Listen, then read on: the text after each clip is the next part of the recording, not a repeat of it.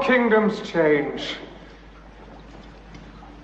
men must change. This is KC from ground control. Is there anybody out there? This is KC on transmission 177.6. Is there anybody out there? This is Sergeant C from the Resistance. Is there anybody out there? I don't know, sir. Maybe there's just no one left.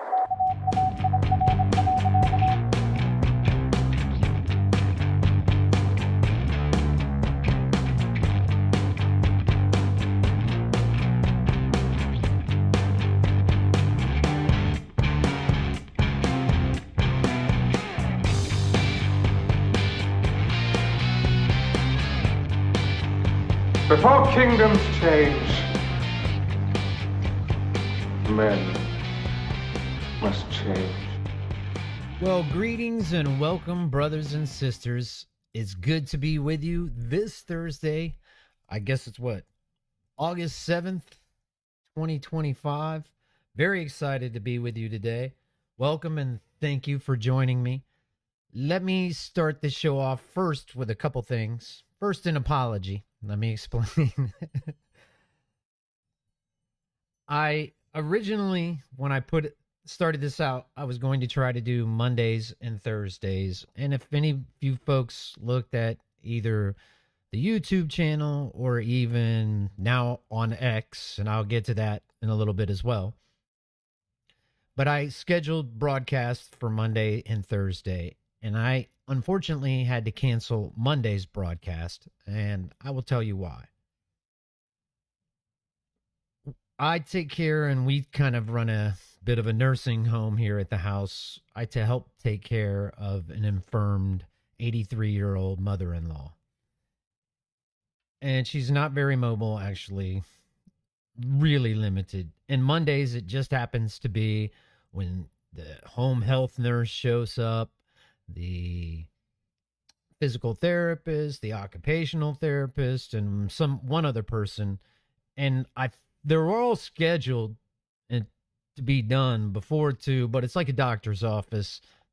People run late, and it was just kind of a madhouse answering the door. And I haven't mentioned this, but we have 3 dogs and 4 cats. One that isn't with me here physically anymore. She passed away in November of last year, my little Gertzie. I'll get to that story later as well. But anyway, it was just a complete madhouse because every time anyone comes to the door, including when I walk in, the dogs go crazy, the cats scatter. So I think they finally finished right a little after 2 or 2:30, and I was just kind of discombobulated. So it just seemed I just had to cancel it, and I'm going to try. I will schedule them. I'm going to see how it flows, and maybe I can schedule it a little later on Mondays. But let me kind of go with that in the way it feels through the week. And if you check it out over the weekend and see me schedule something. But if for some reason, and I came on and apologized to everyone, I put a post out. So that's why I had to change the thing from Monday. I had to scramble and go back through the website, my stuff on YouTube here, and change, Mondays and Thursdays. But if you hear me, I'm going to try to do Mondays. I'll put it back up. You'll see. But it might be a little later in the day. So my apologies. I hope you can forgive me for that.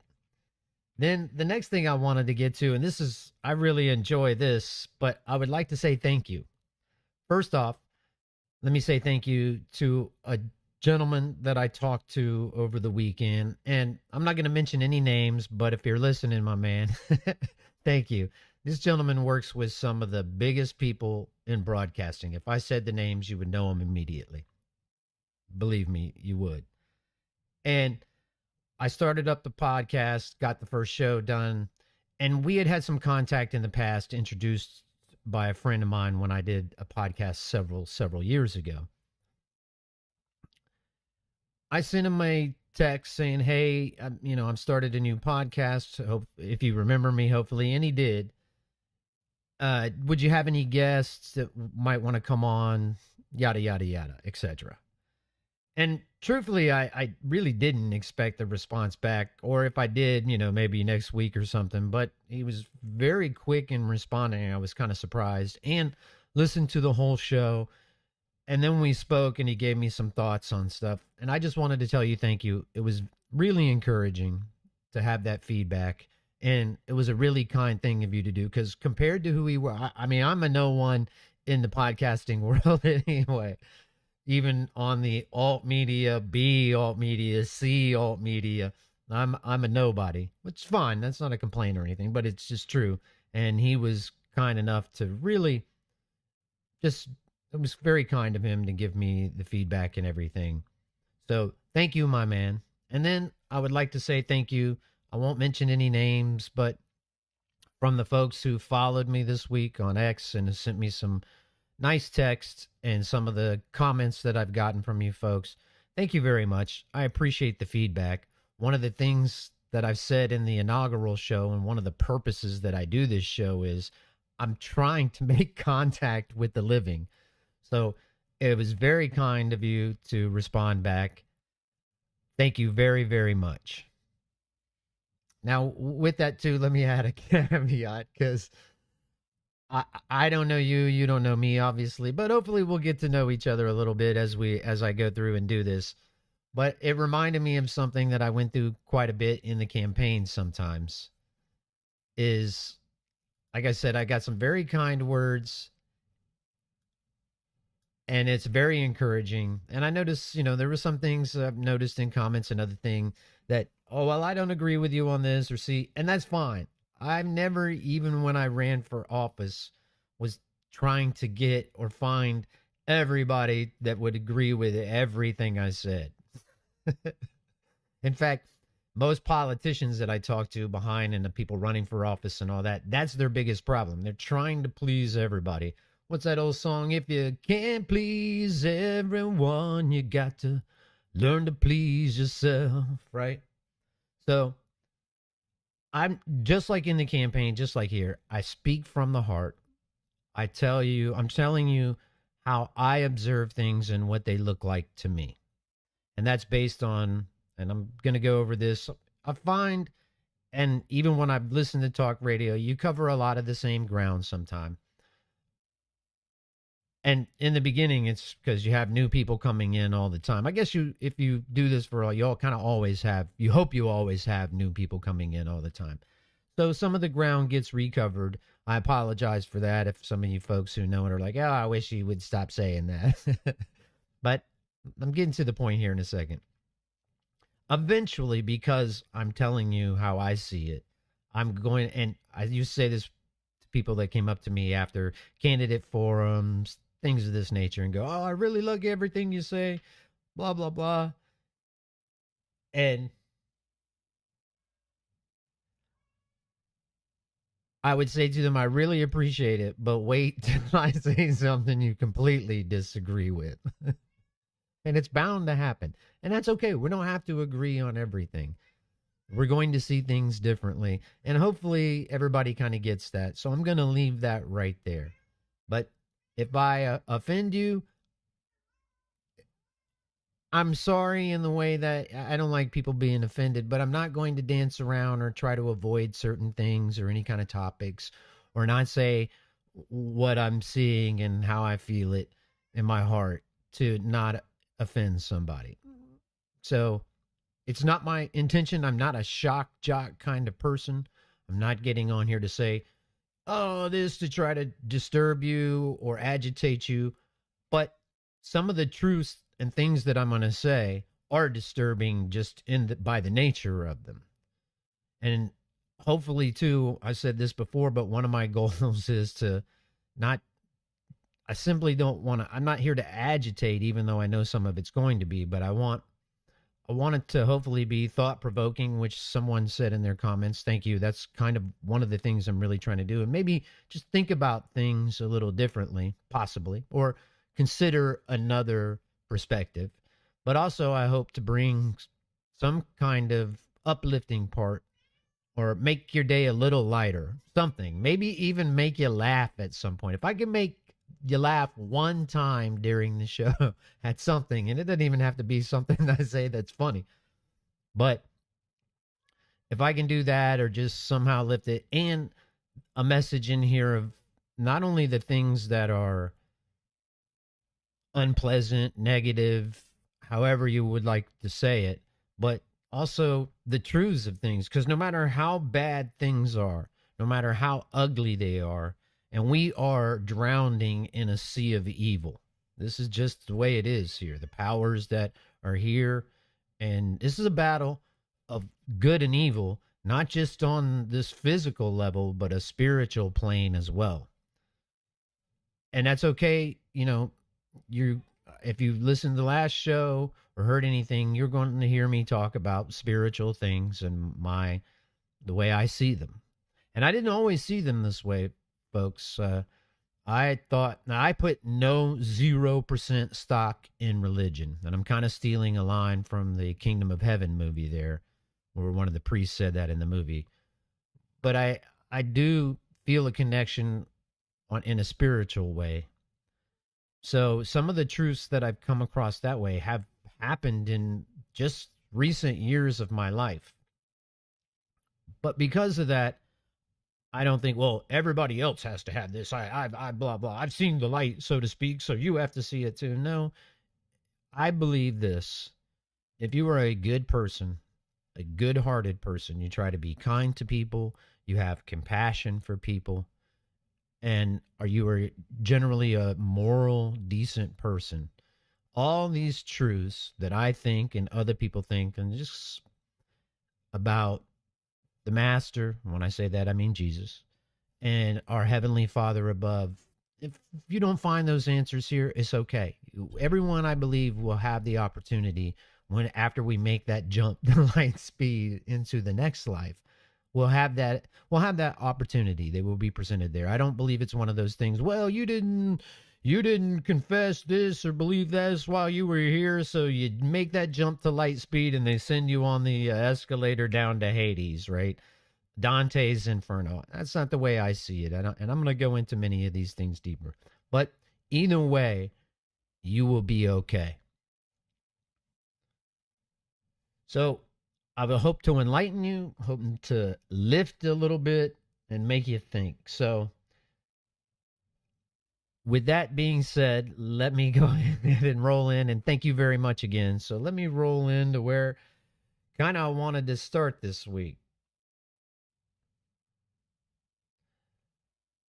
I sent it out, and let me see if I can find it. Of course, the moment that I want it, I won't be able to find it, but let me dig in here if you would be so kind to.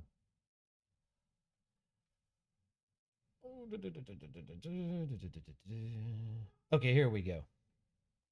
This is I used to say this, but if you've got one of my thank you notes or text back post, I guess I should say, you probably saw this in the post. This is a quote from RFK Jr. RFK Sr., my bad.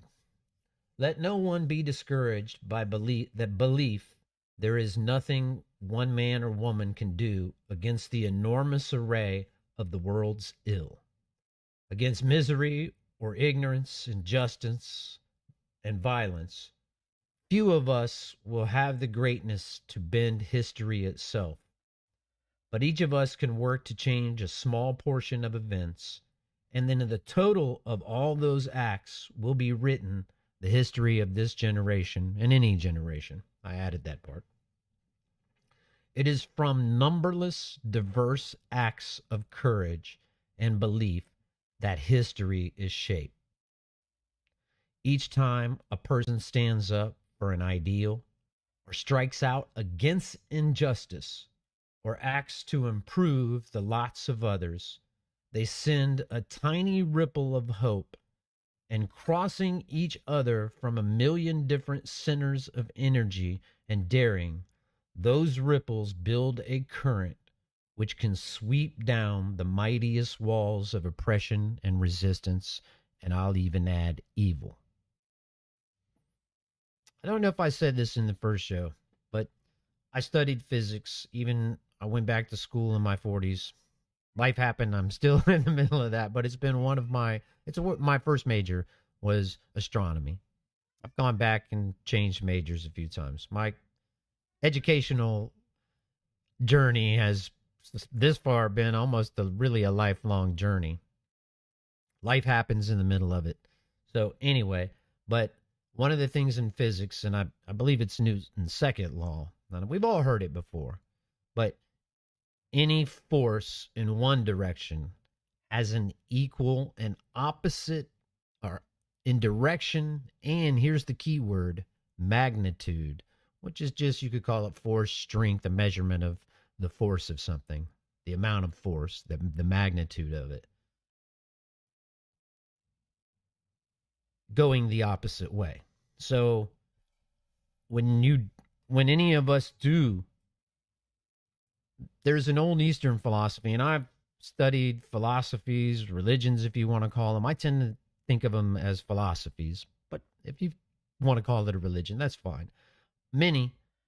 Some Eastern, Buddhism, other ones, and the Buddhist Zen tradition or the Eastern philosophy traditions, the Buddha, I'm going to quote the Buddha here, said, suffering follows an unkind act, just as the cart follows the oxen that pull it.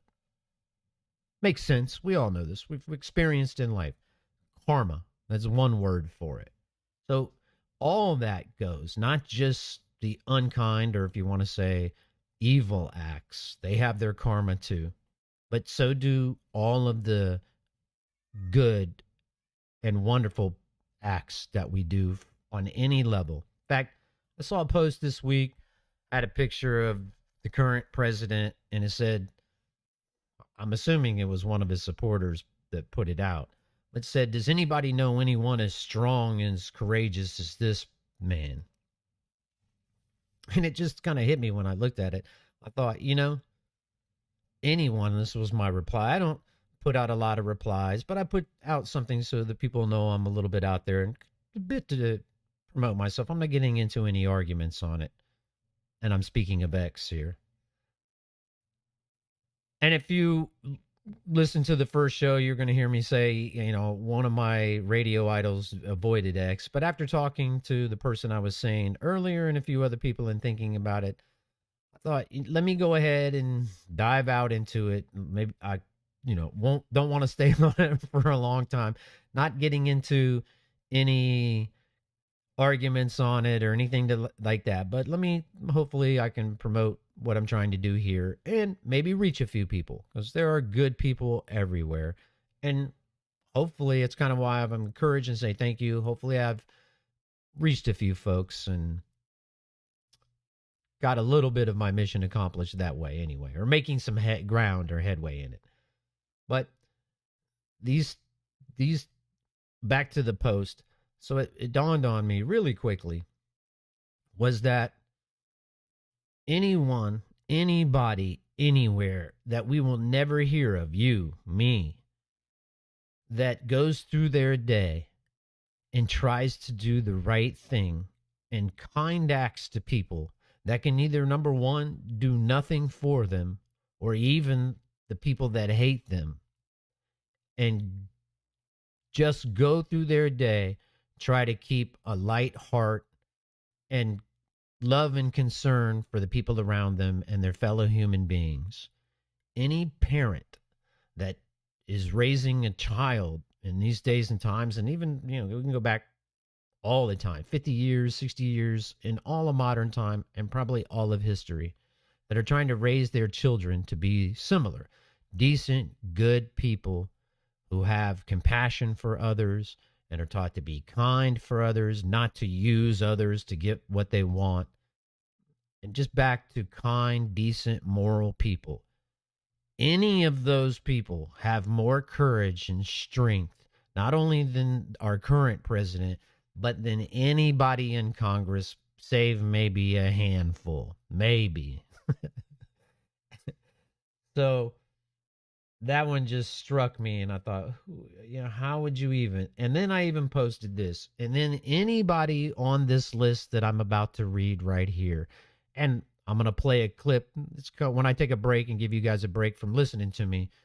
If you heard the show last week, you kind of heard some of the stuff that I play in the background. They're the words of the master, and you'll hear him say it. Well, not him, but someone portraying him. But these people, if you are any part of this list, and I can tell you myself, sometimes I've been on part of this list, I feel like, and other part at times maybe not. uh, that's I guess I'll find that out when I have to meet my maker afterwards. But blessed are the poor in spirit. Blessed are those who mourn. Blessed are the meek. Blessed are those who hunger and thirst for what is right. Blessed are the merciful. Blessed are the pure in heart. Blessed are the peacemakers. And blessed are those who are persecuted because of righteousness. Any of those people are stronger, more courageous than our current president, 99.9% of the people in politics everywhere. So that when I saw that post, I had to kind of put that out there because it annoyed me a bit. So that's all in the words of Forrest Gump, that's all I have to say about that. Now, let me get to one of the things, too. And I'm going to get to some of these other things that maybe some of you are waiting for me to get to. Kind of made a few notes so that I would hopefully have a decent flow. I haven't done this in a while, so I'm trying to get, as Aerosmith would say, back in the saddle again, right? So bear with me, folks. One of the things I was talking about that I also wanted to be a positive message is that no matter what this evil is that we face, we have the free will to choose, and not just choose, but make our own reality. I know this might sound kind of strange. I've heard it explained as the nature of reality, but let me see if I can explain something too. And I found this to be true in my own life, and maybe you have on different levels as well. But we really do. If we reap what we sow, and our lives as a whole is a culmination of the choices that we've made and the repercussions of those choices. Now, there are bad things that happen to good people all the time, and there's 99% of what we can't control. The only things we truly can control are our thoughts. And there's another old Eastern saying that I like. It says, mind your thoughts or attitudes. Thoughts because they become your attitudes. Then mind your attitudes because those become your actions, we do with our mouths and hands. And then mind your actions because they become your destiny. And it's even true on a much deeper level than that. And when scientific people talk about the nature of reality, we always think, and some people think, that it's this matter that we exist in that has created intelligence.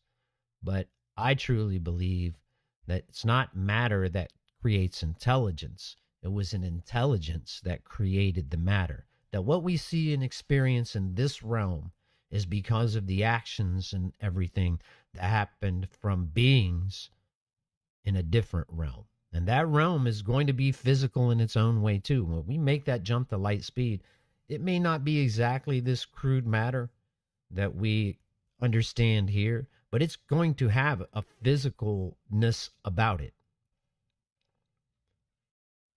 There are many, and for a moment, I'm going to jump into this scientific area. There are many believe, and it's actually an old thought and theory from the early 90s. A gentleman wrote a book called The Holographic Universe. And it's kind of, truthfully, what the movie The Matrix is based on.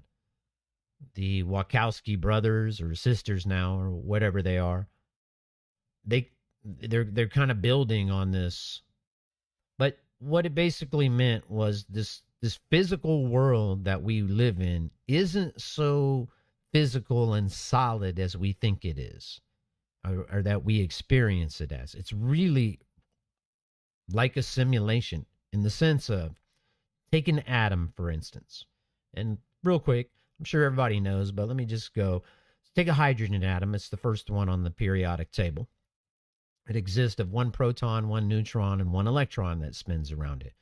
And we can think of these, and we do often think of these because they're really hard. This stuff, like billions and trillions in the universe itself and infinite, these things are really almost impossible for us to mentally comprehend because they're just so, I don't even know what the word is, fantastical, huge, larger than anything we can experience, truthfully.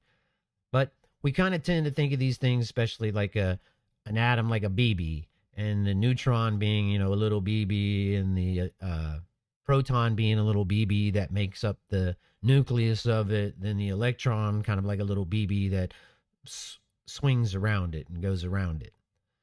But if you were to take the nucleus of this hydrogen atom, or any one for that, and blow it up to the size of a basketball, that electron in this instance would be miles, and I mean miles. I think it's 2, 4, 6 something, but many miles, maybe even 10, out from the center of that. And then everything that exists in between that is empty space. So it turns out in quantum physics and all of these things they've studied that the smallest, what we consider matter that makes up everything, is 99.9% empty space.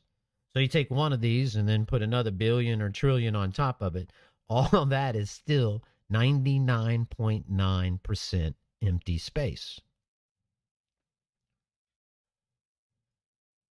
And to take that a little deeper, turns out from a scientific standpoint or viewpoint or perspective, let's say, we never touch anything here.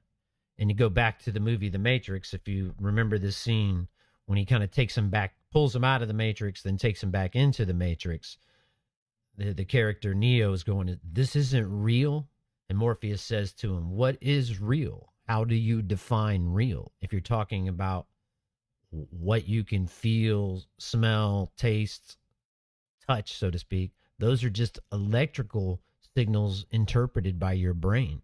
And it turns out that really is the way it is. So when, from the scientific perspective of not being able to touch anything, when we go, these atoms that we're made up of, supposedly, we'll go with that. When we go to touch a desk, or it drives me kind of crazy because when I pet one of my animals, I think, wow, I kind of never get to actually touch them. But if you could take a microscope and go down a billion times and see real close beyond electron microscope and all that, you see what's really touching there and giving us the sensation is each of these atoms have electrical signals and have a small amount of charge. And it's those charges that are actually touching. If you ever held two ends of a magnet together and you feel that repulsive force there that kind of pushes them away, it's basically the same kind of thing. So the actual, supposedly now in this philosophy or theory, the actual, your finger and my finger and whatever it is never really touch.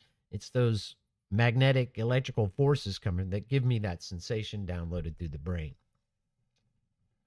So it's an amazing thing. I don't say that to discourage anyone, but it's a really just an amazing thing. And I have to be honest, I think that's kind of really the way it is, because I've kind of had this feeling as I think of things of spiritualness, and one thing I want to tell you, and why not to worry or fret too much if you're one of these good, moral people, decent people, is that I think this is a bit of a roller coaster ride. Imagine the craziest roller coaster you could, or if you've ever been on a roller coaster. I remember when I was a kid, my dad took us to, I grew up a bit in Florida, took us to Disney World. And when the first time we went, I wouldn't get on Space Mountain. Then I went another time, and I think I wrote it like 20 times in a day. But it was so fun and it's scary and all that. I wanted to get right back on it. Sometimes I think that when we make that jump after the light speed, there's going to be an enlightenment that happens there just from seeing and understanding that this world extends beyond this one and life extends beyond this one.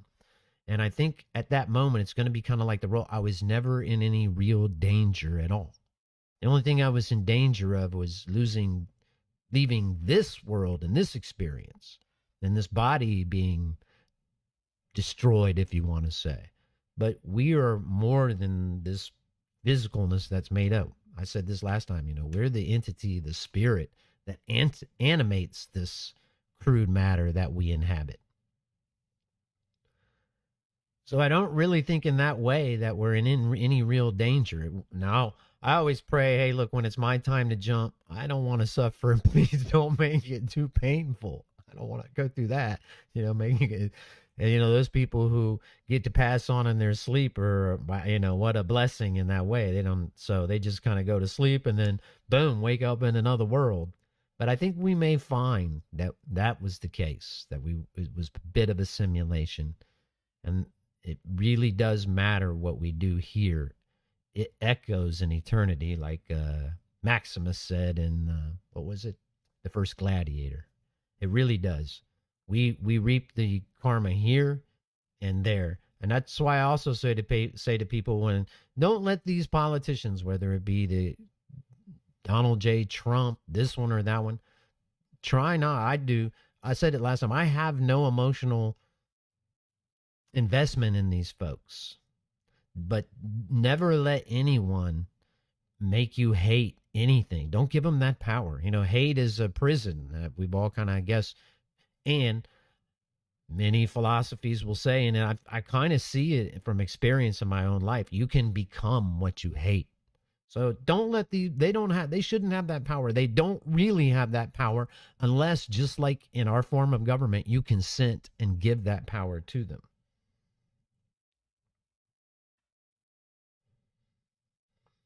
Okay, so something that happened through the week, and it might have been what brought some of you people or made some of you folks out there kind of take notice or pay attention to me. I didn't start out planning this. I came across a post where someone had put together a whole montage of the videos of from everybody from Donald Trump to other people and people in his administration, Pam Bondi, Dan Bongino, Kash Patel, and blah, yada, yada, yada, yada, and on. That something about the Epstein. We need to make the Epstein files public, blah, blah, blah. And, they were going on and on because it was politically convenient to do at the time. And I think, and I'm going to say this and I'll go over this. I went over a little bit last time, maybe a little bit more in depth this time. But this is the operation. Trump is the operation. And it's not just him, folks. And this is where I may, upset a few folks, but each president is the current operation.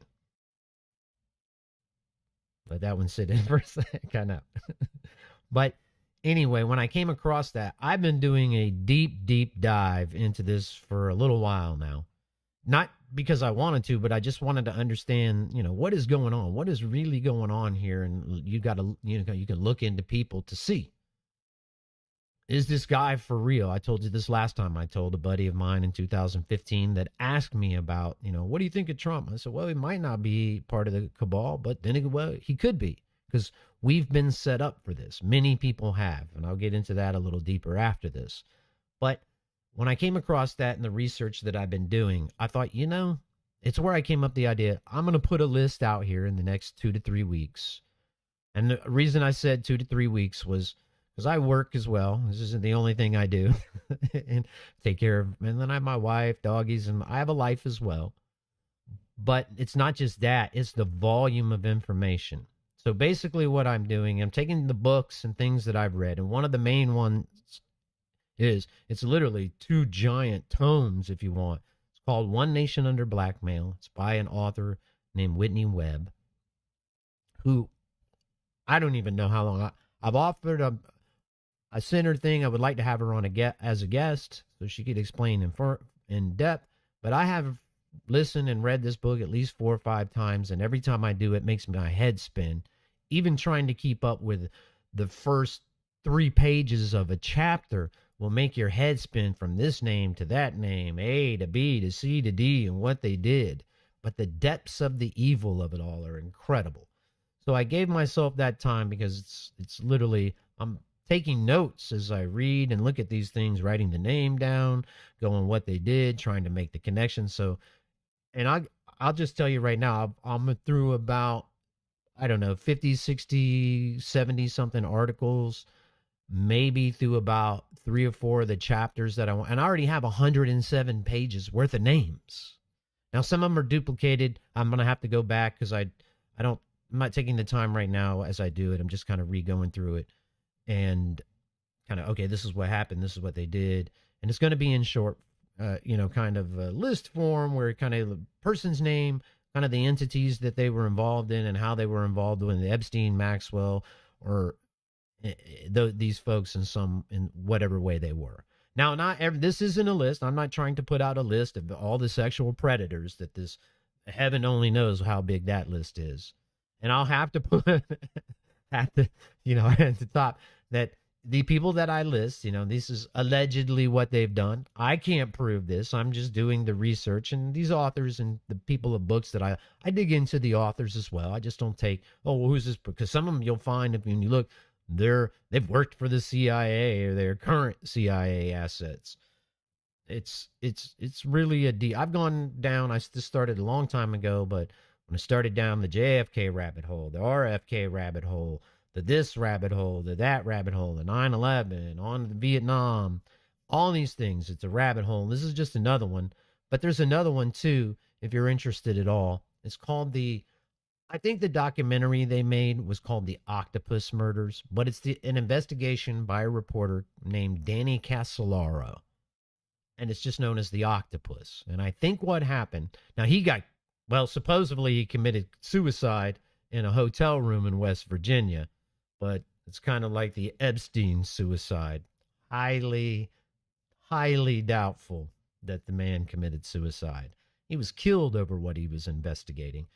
And I'm going to go into a little bit to give you some like snapshots today of some of the things I'm coming across in all of this. So hopefully that you'll understand. It's a bit of a chore.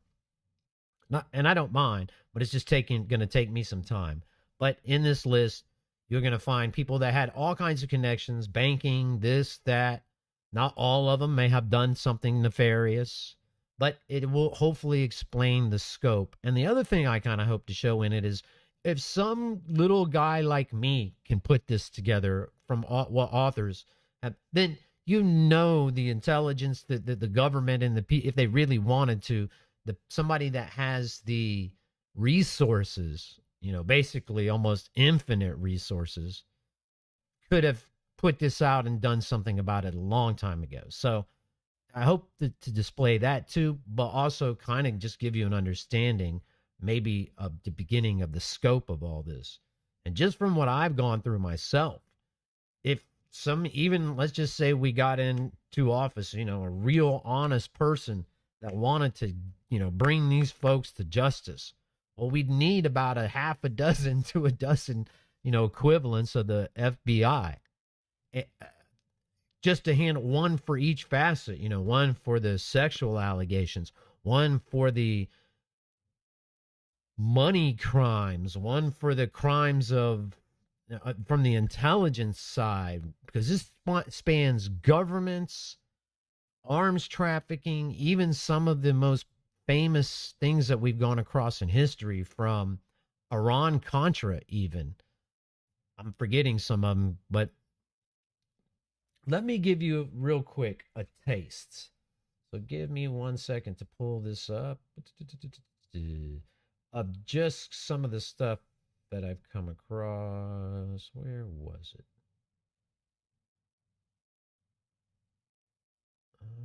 That wasn't it. Hang on just 1 moment.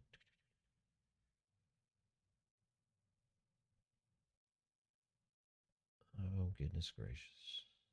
Oh, here it is, I think. Okay. Maybe? No, that's not it either. Goodness gracious.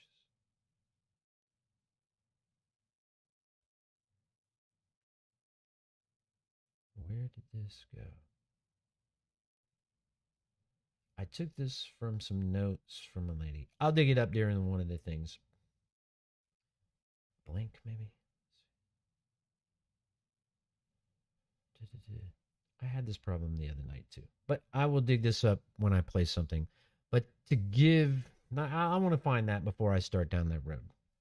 So that's kind of the thing on the list. So, and my goal is by the show, I think I put the 14th, if not on the 21st on Thursday, I'll put it out whether I'm completely done with it or not. Because as I'm copying this, I'm going to have to go back through it. Like I said, I'm already at 107 pages. And I still have like 2 or 3 chapters to go through in this, a bunch of other articles and stuff to look at as well. But I'm hoping that'll cut down because each time some of these names will duplicate, but I'm going to have to go back down, pull out the duplicating names, take the different information from one part and add it to the overall thing of it. So that's what I'm trying to do. So hopefully I've explained that well enough for you folks to understand what it is. Okay. So with that being said, let me go ahead and take a small break. I've been going at it. I'll give you a small break, put something in the back, a few things, the other message I try to get out here. And like I said, whether you're a believer or follower in the sense of our Heavenly Father and His Son, and it's okay. Hopefully, even that's what I was going to say earlier. Even I didn't come to know, believe, whatever you would like to say, till some recent years of my life. And I will, if you guys hang with me, I would like to say, if I had 25, but there's no number. If I have 5 people that are interested in the story, I'll come out with. But we'll hang till Christmas with me, if you would. And I will tell you my testimony, so to speak, and how I came to this. And it comes from some physical proof to me. I try to be a man of science and these kinds of things. But something I'd heard, and when you hear me say, you're going to, well, duh. And it's kind of like Eastern philosophies. Many times I've read things kind of like what I said earlier, karma follows a bad act just as the cart that follows the oxen that pull it. Duh. I mean, we kind of know these things. One thing when I started reading some Eastern philosophies, they're very, common sense, right? It's like but knowing something and knowing something is kind of different, hearing it. So that's kind of why I said earlier, being told by somebody from a pulpit or this, just because they say, this is the master, this is the Son of God, this is what God, that doesn't mean you know it. Yeah, I think it still has to be, and that's kind of what happened to me. I'd known these things, but one day, and it's something I had listened to many, many times, but it just struck me in such a way. I've never heard voices. This isn't any prayer answered or where I felt like, Heavenly Father just came down and spoke to me in some way. I felt him. No, it was just something that clicked. And I will share that story with you for Christmas. That's supposed to be the reason for the season anyway. Now, I'm not trying to overly build it up because I think maybe when you hear me say, you'll be like, oh, well, come on, man. You made me wait all that time for this. What's wrong with you, dude? It's just, these are personal things to me. And, I feel comfortable enough at that point in time or just kind of something. So I'm giving myself even a little time and goal in it to be able to come out with that. Not that I'm embarrassed about it, but I don't talk about these things much. This is something that even when I ran for office, when I was front man for the band I talked about in the first one in Europe, it's kind of the opposite of me. I'm very social, but I'm also very reserved. If I didn't, one of the reasons I do this as well, maybe for my own mental health, in the sense of, you don't need AI. I have years, and I'm sure there are many people out there that do. I'm in my mid 50s. That this is a data dump of all the things I've experienced, in hopes to maybe help some other folks out, make some sense of things. But so this is therapy for myself in a way as well. But I could easily be a hermit and have. When I ran for office, people go, you're a duality. I go, I know, believe me, I get it. I've been living with tell me about it. I've been living with myself. I can't figure it out either for X amount of years now. So join the club, right? But I say all that because I won't stop putting this message out, but I don't want people to, feel like they're being, I don't know the word to use. I'm not preaching from the pulpit here, but these things move me in a way, and they always have, whether I initially understood them or not. So here you go. Relax, sit back, go. The captain has turned on, take a break, smoking, the drinking light, whatever it is that floats your boat. I will be back in just a few minutes. Which of you, for all his worrying, can add 1 day to his life, 1 inch to his stature? So don't concern yourself so much with the means of life, what you shall eat and drink, or with your bodies, and how they should be clothed. Life is more than clothing. Consider the birds of the air. They do not sow, or reap, or gather into barns, but our Heavenly Father feeds them. Will He not all the more feed you? Are you not worth more than they? Consider the lilies of the field. They do not spin. They do not weave. But not even Solomon in all his glory was so arrayed as one of these. Now, if God so clothes the grass of the field, which is here today and tomorrow thrown into the fire, will He not all the more clothe you, who have so little faith?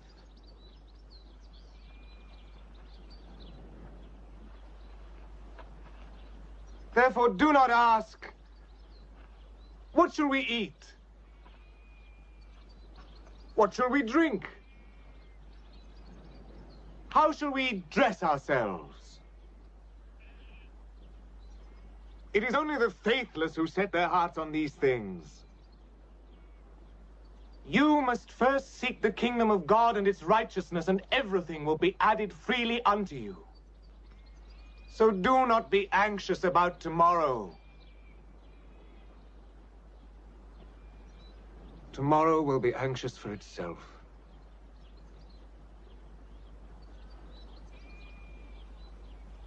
Let the day's own trouble be sufficient for the day.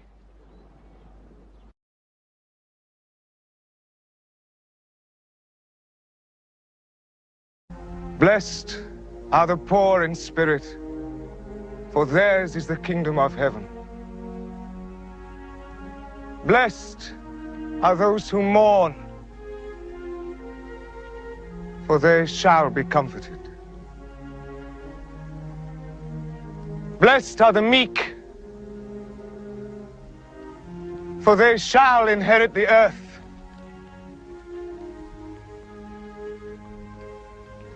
Blessed are those who hunger and thirst for what is right,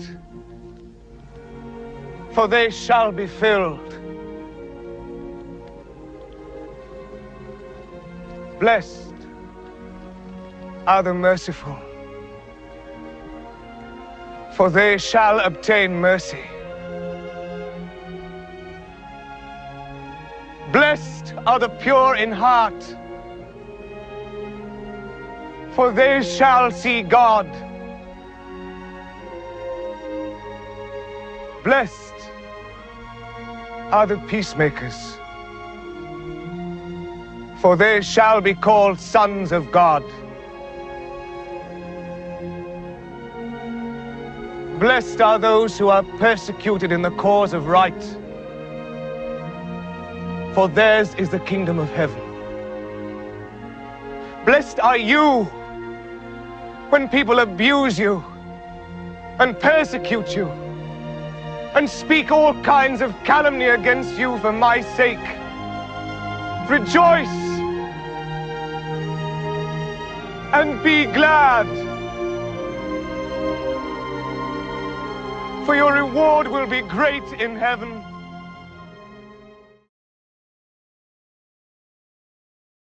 For he who would be great among you must be your servant.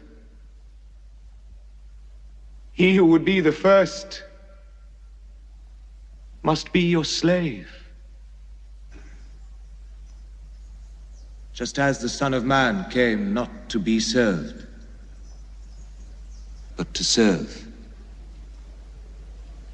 and to give his life as a ransom for many. Come to me, all who labor and are heavy laden, and I will give you rest. Come, O blessed of my Father,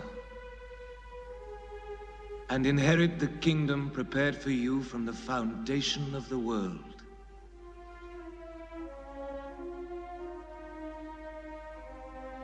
For I was hungry, and you gave me food. I was thirsty, and you gave me drink. I was a stranger, and you welcomed me.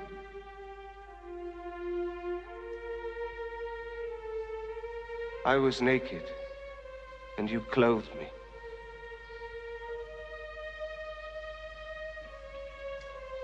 I was a prisoner, and you visited me. I was sick, and you came to me. You will ask, when did we do this for you?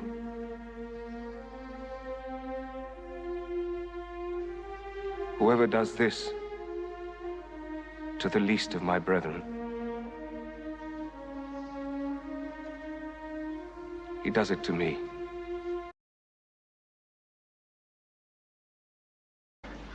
Before kingdoms change, men must change. This is KC from ground control. Is there anybody out there? This is KC on transmission 177.6. Is there anybody out there? This is Sergeant C from the Resistance. Is there anybody out there? I don't know, sir. Maybe there's just no one left. And welcome back, sports fans, brothers and sisters from everywhere. Thank you for being with me again. So let me pick up where I left off before we took that little break. And I want to remind you of something I wanted to say earlier, and I'll try to keep saying some of these things just so maybe it's like some of my students I kind of say, and eventually they may make sense or sink in. But I have to remind everybody, and I said this kind of at the end of the last show, and I should probably start off saying this in the show. Like I was saying earlier, I don't asking you to believe or see everything the way I do or have my perspective on it. But I would ask that you at least give the possibility, at least the space for the possibility to exist, that pretty much 90 to 99% of everything we've been told from the history books, about religions, institutions, our own time here on this earth, meaning human history, has been a complete lie, and for the purpose of manipulating you. You ever heard that old saying, you have to know where you come from to understand who you are and where you're going? Well, that's one of the main reasons for it. So if I just ask that you give that space for the possibility that these things exist. So I'll leave that at that. But try to start with me there. And then, like I said, I don't need everyone to believe him. It's not the point of this. But let me go back to, as well, I dug that up while we were on break. So just to give you a taste of what I'm coming across.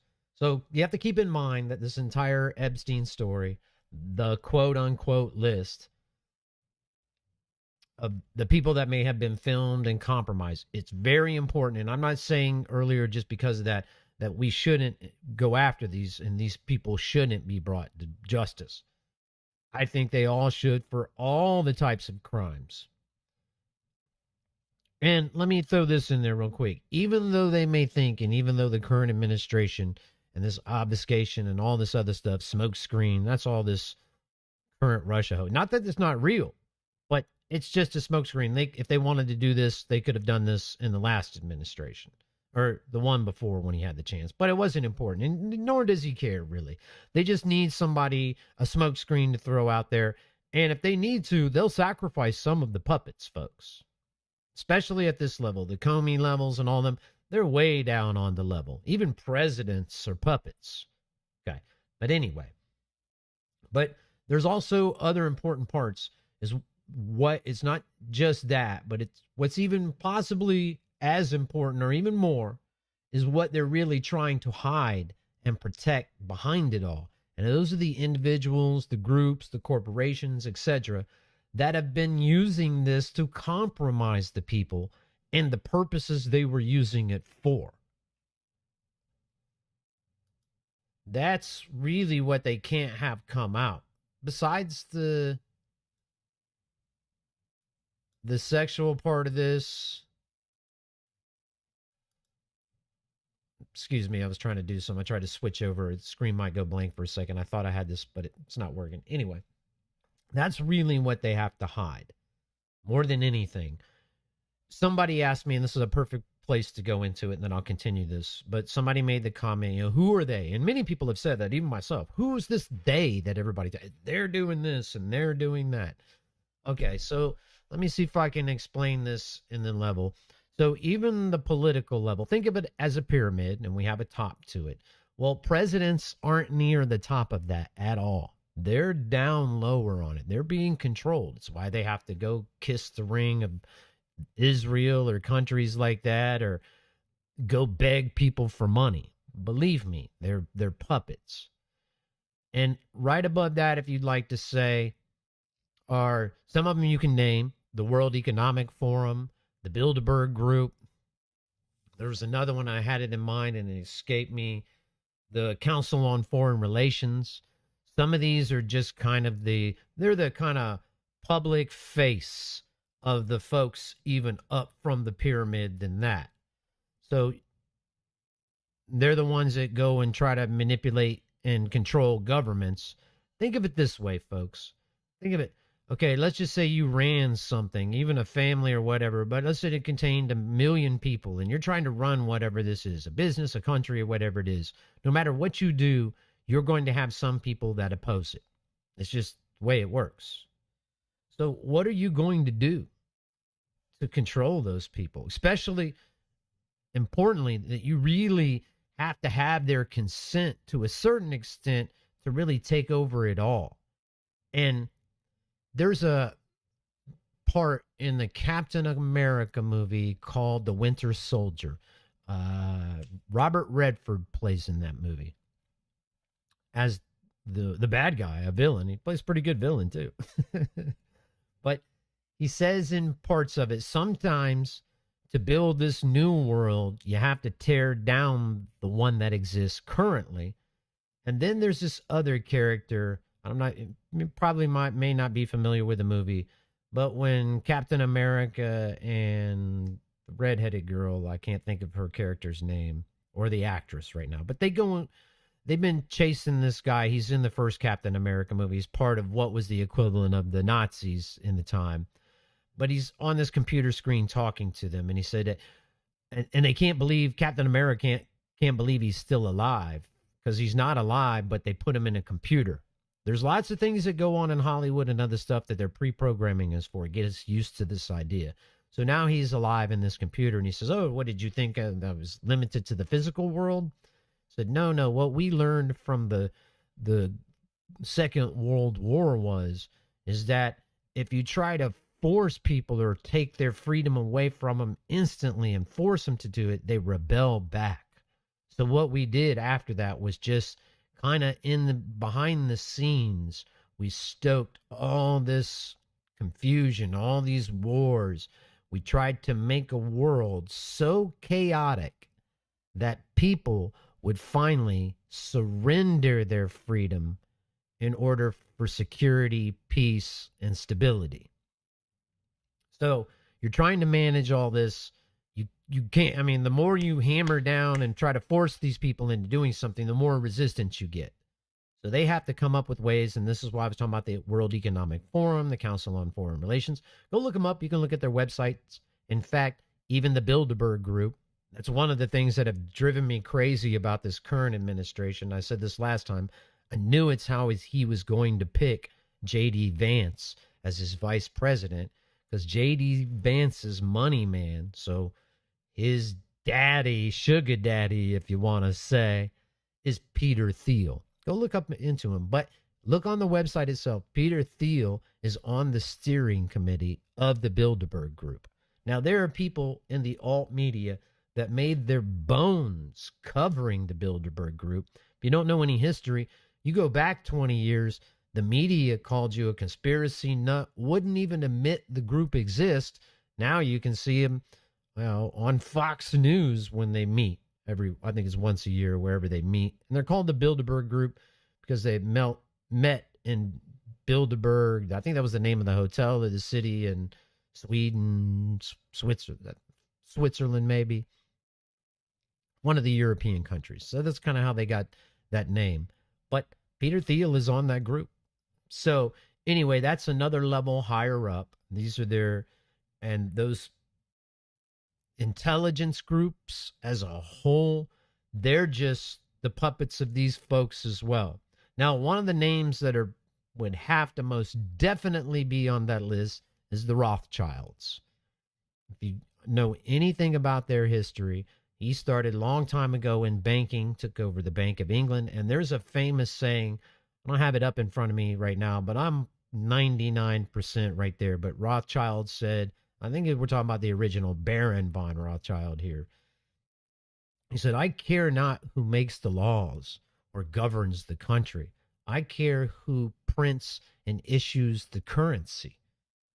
Give me the control over printing of the currency, and I'll control the country and the world. And I won't have it. If I don't get to it this time, let me leave you for something next time.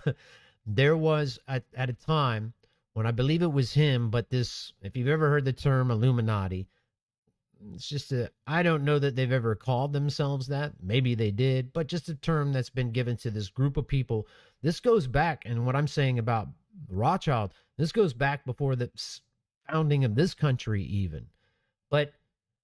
And they're from Bavaria, Germany, which I've been stationed in before. Beautiful place. In fact, I have a little miniature part of the castle from there.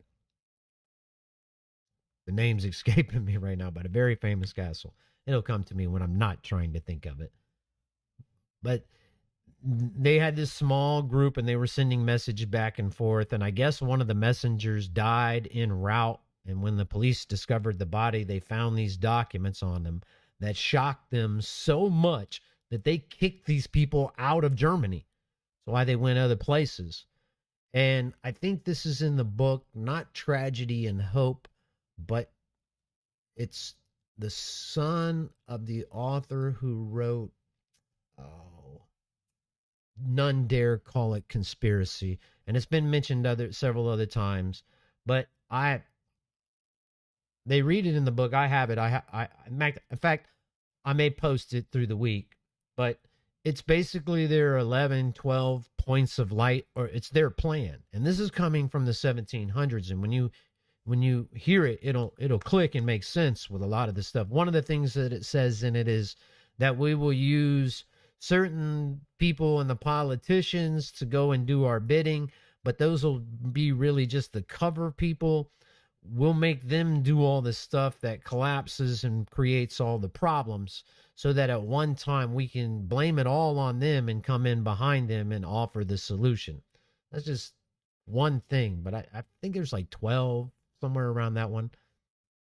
I will find it, and nothing else, I'll post it, but I'll read it next show. So maybe that'll give you something to look forward to. So let me go back to where I was. I didn't lose my place, believe it or not. We're talking about not just finding the sexually compromise people and bringing the people who have abused these folks to justice. But what they're really hiding is the individual groups and everything behind it. So the Rothschilds are definitely are part of that. You could probably say this hasn't happened before either, folks. If you look up the name Smedley Butler, he was I believe, a enlisted but a young officer who made it all the way to 4-star general, he was our most decorated soldier. He was in World War I, World War II, and the other. He wrote a book called War is Racket. But I have the clip somewhere. I'll dig it up maybe during the next break, or I'll save it for next show, where he comes out, and I forget, this is still during black and white TV time, and he went to a congressional committee, and then he came out and really on TV gave a press conference. He didn't take questions and answers that I know of, but he made this speech on it, that wealthy people behind the scenes had come to him and with a plan, and he went along with it first to find out who they were and then reported it all. And I think this is when FDR was president, that were planning a coup to bring in a fascist government. And they were going to give him, this is why in that list of dissidents that the government has been keeping since before World War I, definitely leading up, and then it just expanded after World War I, people that they thought at a time of war or time of whatever would be that resistance, that they would round up and arrest. Look up the Palmer raids, folks. This has been done before. History just keeps repeating itself. But anyway, he said they were going to give him a group, an army basically of 500,000 veterans to go take over the White House and occupy the Capitol. All of that to a literal coup. Throw FDR out in the whole 9 yards. Well, notice none of those people ever got brought to justice. FDR didn't go after any of them because what they found out was they were the most powerful families in the world at the time. We're talking about the Rockefellers, the DuPonts, the Carnegies, the Vanderbilts.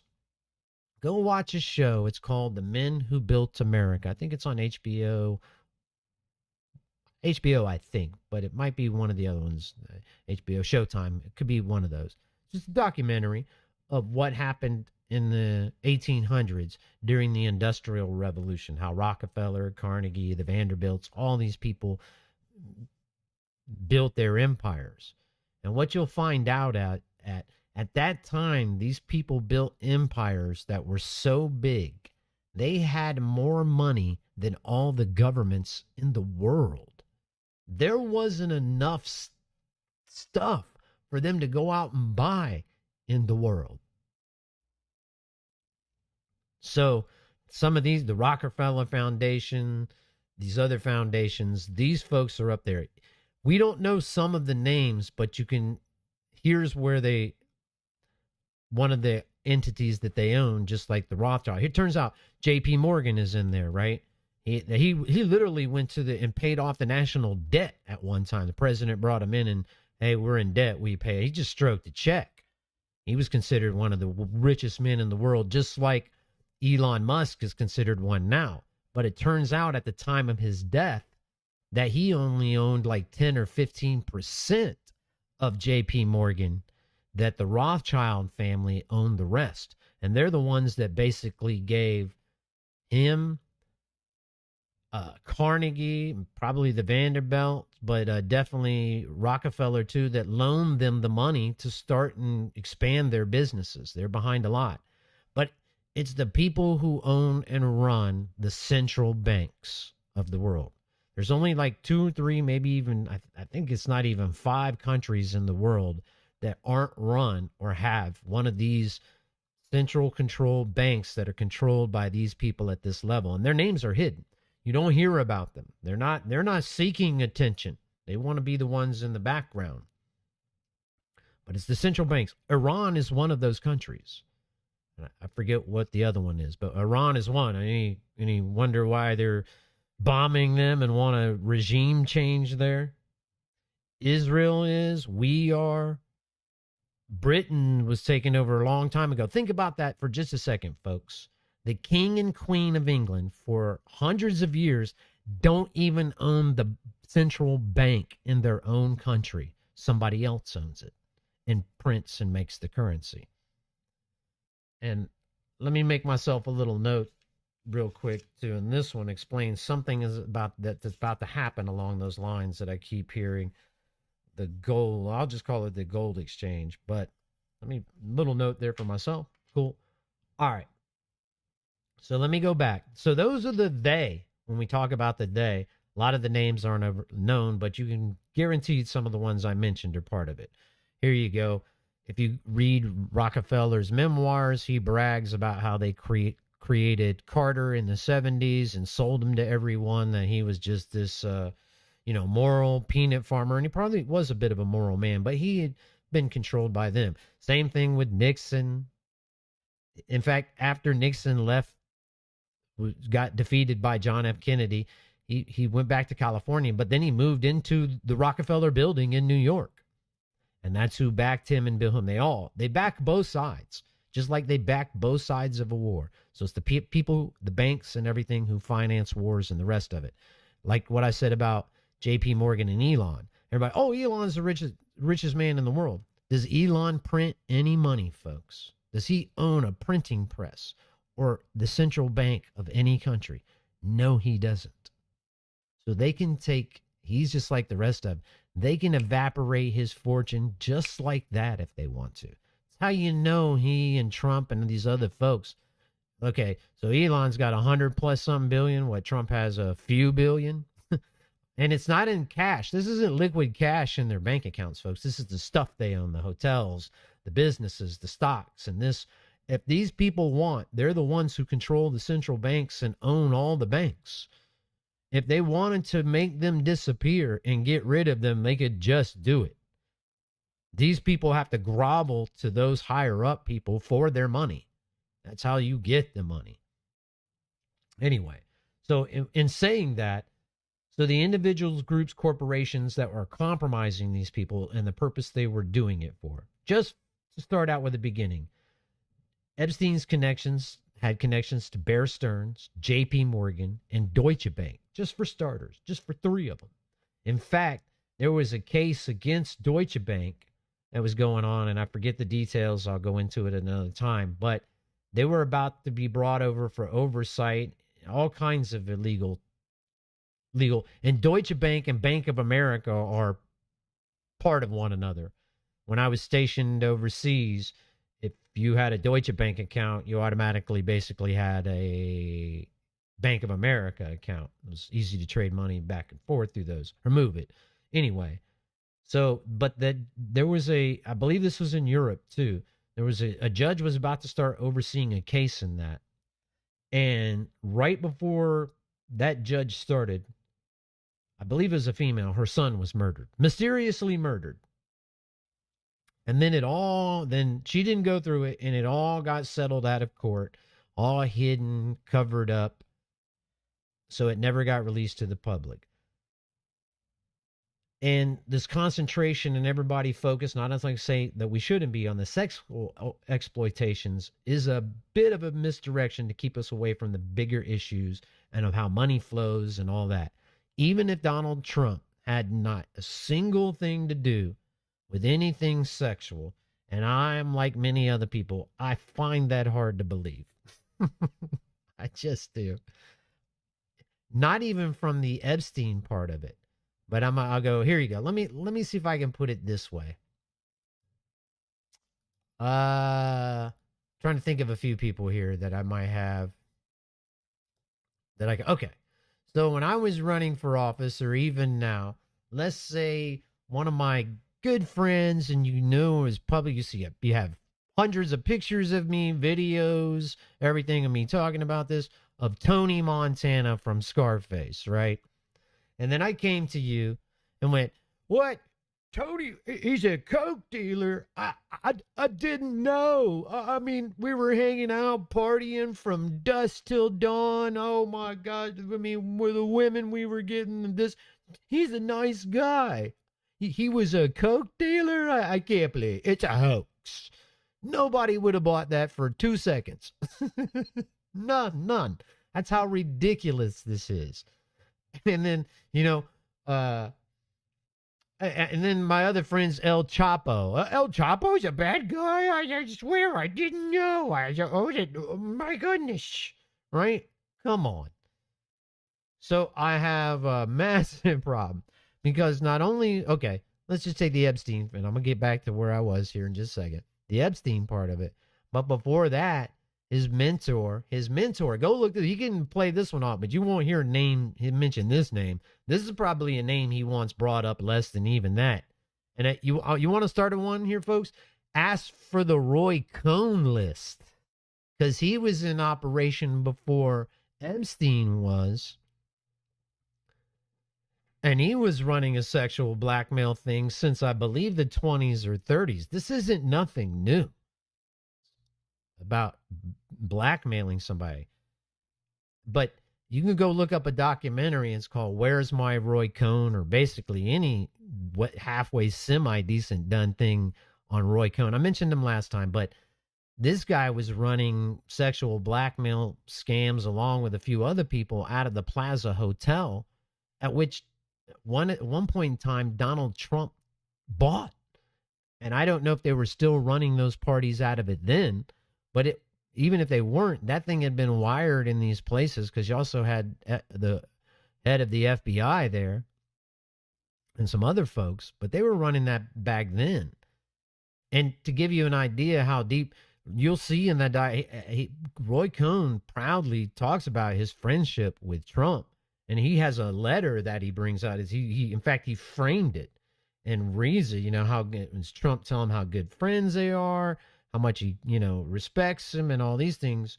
Roy Cohn was the lawyer for all the top mob bosses in the United States, and then many other ugly people too. His own family members called him straight evil. Excuse me, I had to hit the clear your throat button there for a second. And let me even go one step further in this. Trump did not get Trump Tower and the casino built. Roy Cohn did. And there's 40,000. There's people that try to do biographies on this guy for decades. I think there's still something like 40 or 50,000 documents that the government has that they will not release, are still considered classified national security, about Roy Cohn. So you want to start add some more pressure out there, folks? Start asking for the Roy Cohn list and everything that Roy Cohn was involved in to be declassified. See his reaction to that. That'll be a new one. That's one name he doesn't want mentioned. And then the other one before Roy, and even at the same time, and this is the guy who really ran it. Ghislaine is the key to this thing, in the sense of it was her dad, Robert Maxwell, and Trump was friends with him too. Close friends, partied on his yacht, the whole 9 yards. So that's 3 sexual blackmail scammers there.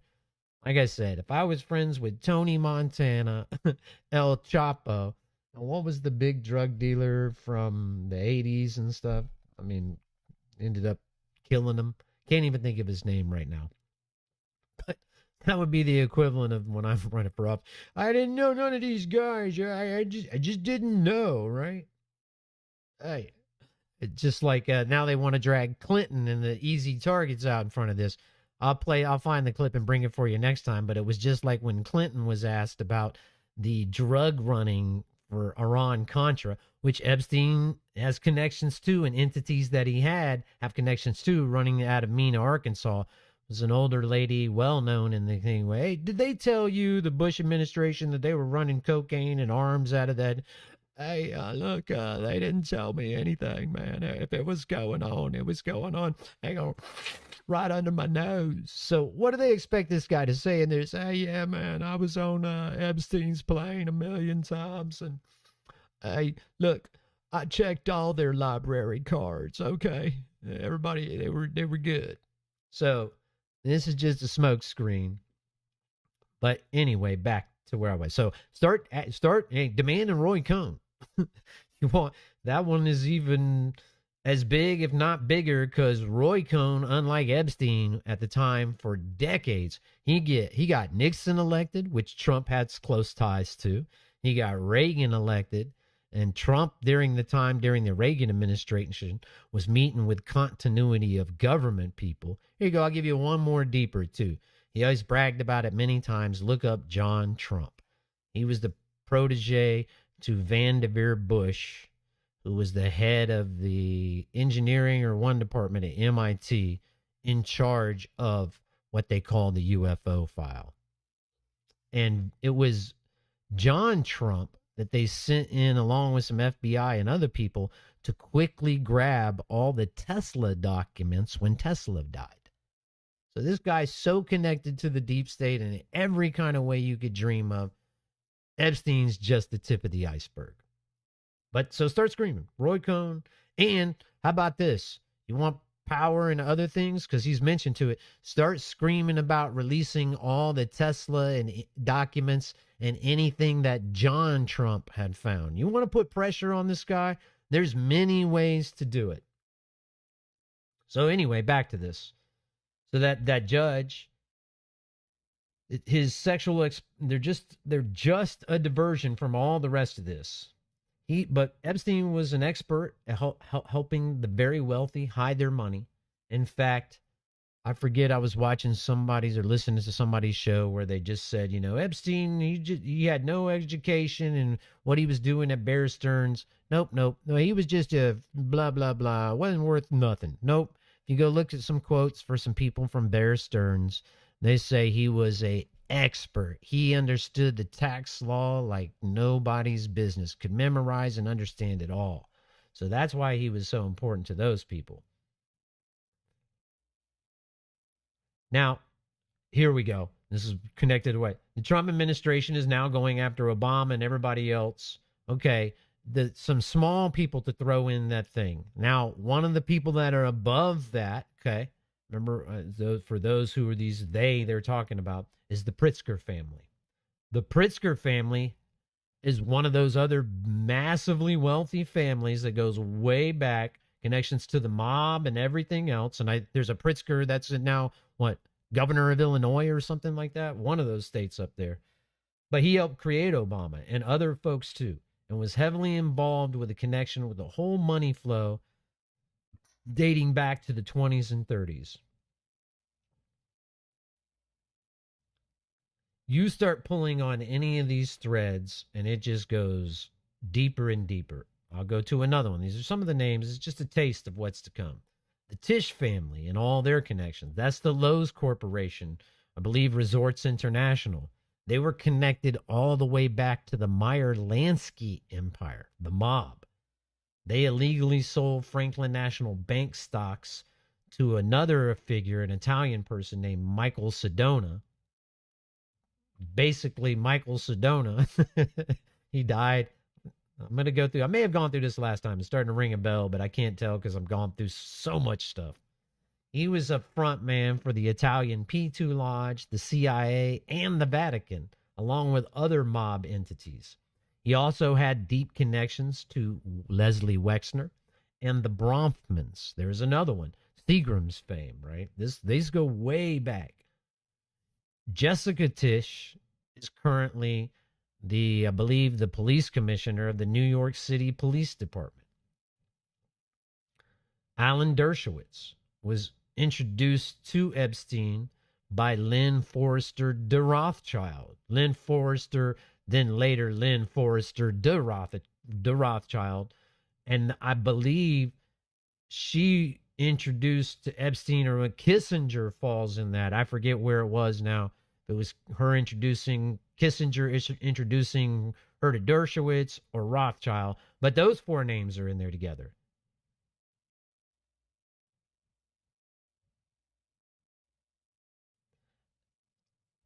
To connect it even more to the Diddy thing and all, Russell Simmons, Brett Ratner. Russell Simmons and Brett Ratner were helped start up, I guess. Russell, I think, more on this side, the hip hop, the whole in the 90s and all that. Brett Ratner, both of them were accused of sexual crimes. So bad they had to resign their positions. Simmons went to Indonesia. Ratner went to Israel. I put up a few posts about that with the articles about it from Israel. But he got together with another guy, James Packer, and somebody else, I believe, Steve Mnuchin, to form Rat Pack Entertainment. They've done movies like Wonder Woman and a bunch of movies. Look it up. Just look up Rat Pack Entertainment and go through the list of movies they created. And James Packer is an Australian billionaire that also has sexual misconduct allegations against. And Packer is one of the main focuses of the Netanyahu corruption trial. Alan Dershowitz and Ratner, were Netanyahu's guest of honor when he gave his speech at the UN. Ratner and Packner have been at Mar-a-Lago dining with Trump and Musk this year. Epstein, go look up the articles. Just type Epstein Tesla advisor. You'll find almost endless a bunch of articles where he bragged about being a advisor to Tesla. So, Elon may be into his you know how he might know Trump's on the list? Because he might be too. Also, James Packer bought some property right next to Mar-a-Lago that was at one time reserved for the Secret Service. Ratner, along with Al Malnick, which is heir to the Lansky fortune and the power that he was, is involved in money laundering for all that way. According to Michael Jackson, Ratner and Malnick were involved in getting him out of the Beatles thing. I think I said this before. It's a ton of grifting been going on, folks. All these people have been basically taking our money, grifting. This is what they use the government for, to transfer money from us to them. In fact, so that's just a basic. Ratner directed also. He's directing. Melania Trump was given $40 million by Bezos from Amazon for a documentary about her life that's coming up. Ratner's the director. Let me go back to something I've heard a lot of people mention too about all of this. That according to Trump, him and Epstein broke up, and he broke up with him because he found out. Now, if you dig into this and read some of the stories, actually they broke up over the purchase, and I might have put a text out about this. I'll have to dig it up. Or maybe it's part of my notes in here. Hold on. Give me 1 second. I might have made a note in here.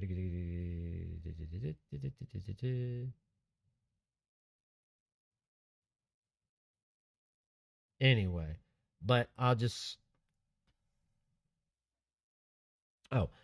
over a property purchase in the South Florida area. It was some famous kind of castle place, has a French name. But they were both bidding on it. And behind the scenes, they were both throwing each other under the bus to the owner. Oh, you don't want to buy...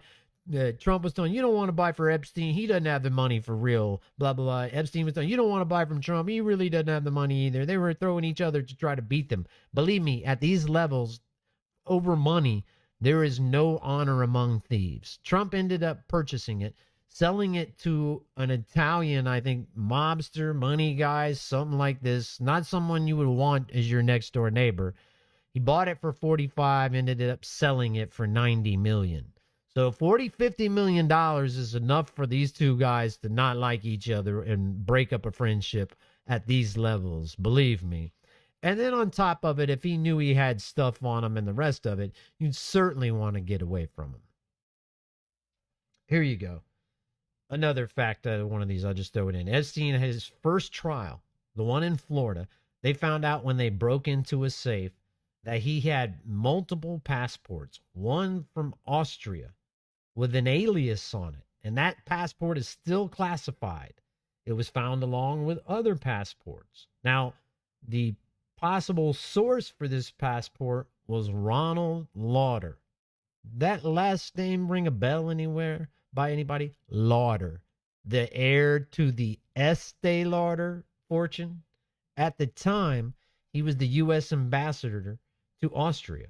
So he would have been able to help him get that passport. The other thing that's at any my brain stopped there for a sec. Embassy in a foreign country is all the intelligence people, including the FBI. Let me dispel something right here real quick. It's why you just saw what's his name, Patel, go overseas. The FBI is not a law enforcement agency, even though they have some law enforcement abilities and response. It is an intelligence agency. I'll go into that deeper at another time. Just trust me on that one to start with.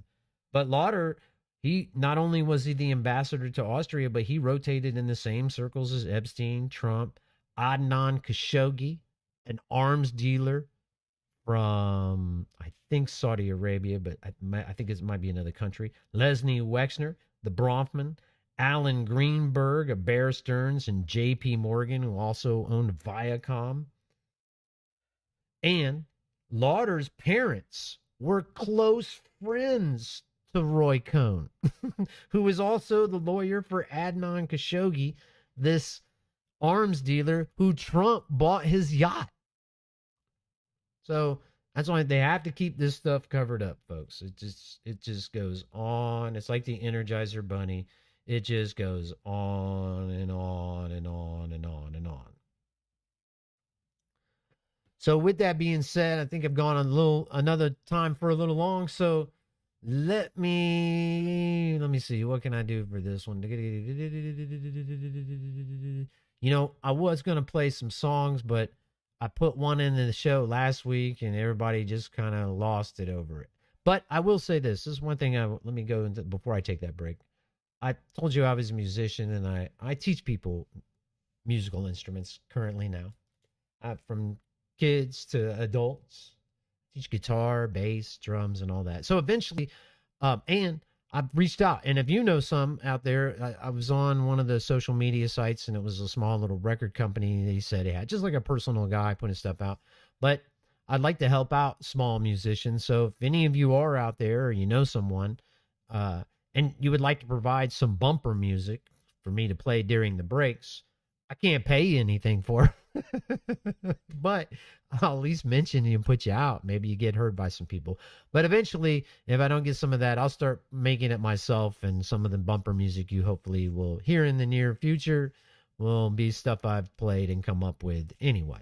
But let me just take a short break for a few minutes. We'll come back, and I might try to wrap this up, taking up, you're very kind, letting me take up as much time as I have for you today.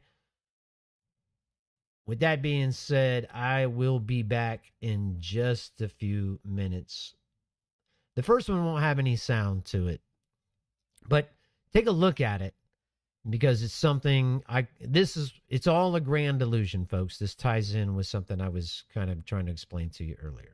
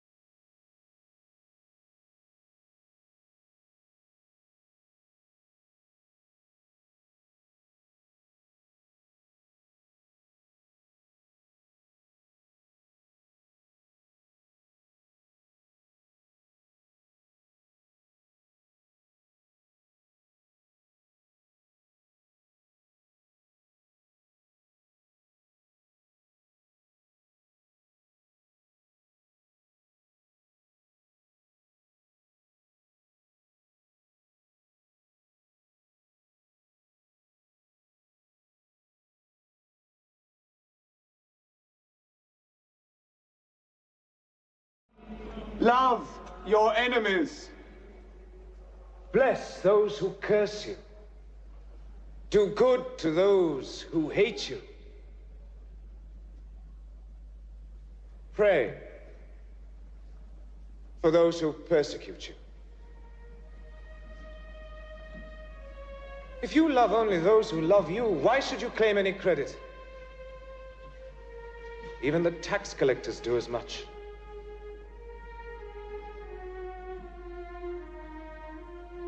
If anyone strikes you on the right cheek, offer the other also. And if anyone takes away your coat, give him your cloak as well. Give to everyone who asks from you. And if anyone takes away your goods, do not ask for them back. Do not do to others anything you would not have them do to you. Pass no judgment, and you will not be judged. Condemn not, and you will not be condemned. Forgive, and you will be forgiven.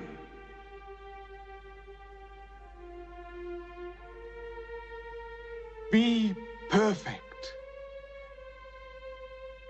just as our Father in heaven is perfect. Ask for this gift, and it shall be given you. Seek, and you shall find. Knock, and the door shall be opened. What father refuses his child? If you who are imperfect know how to give what is good to your children, how much more will your Father in heaven give to those who ask him?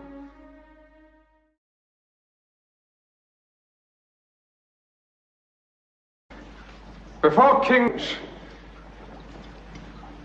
men must change. This is KC from ground control. Is there anybody out there? This is KC on transmission 177.6. Is there anybody out there? This is Sergeant C from the Resistance. Is there anybody out there? I don't know, sir. Maybe there's just no one left.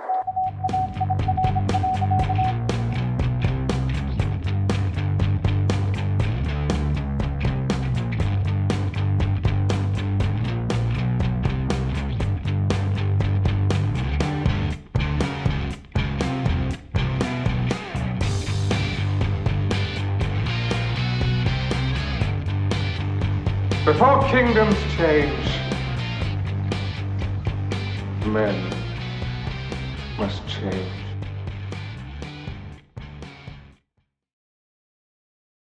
And welcome back, my friends. Welcome back, brothers and sisters. All right.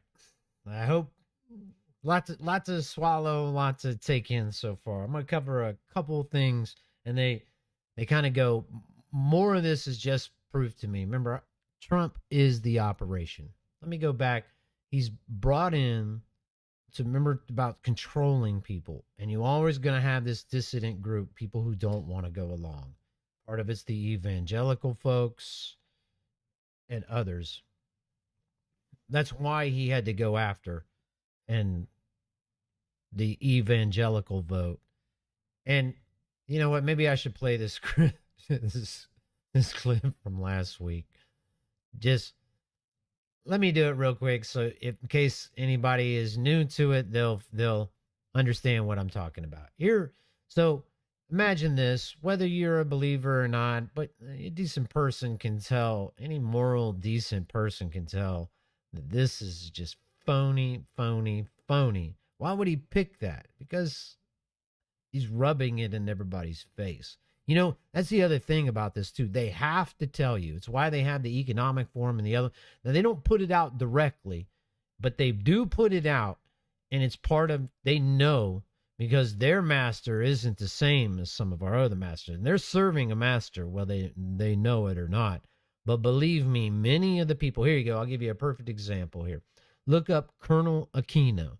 He was, once again, a child molester, ran a pedophile ring right out of the Presidio in California. He was a colonel.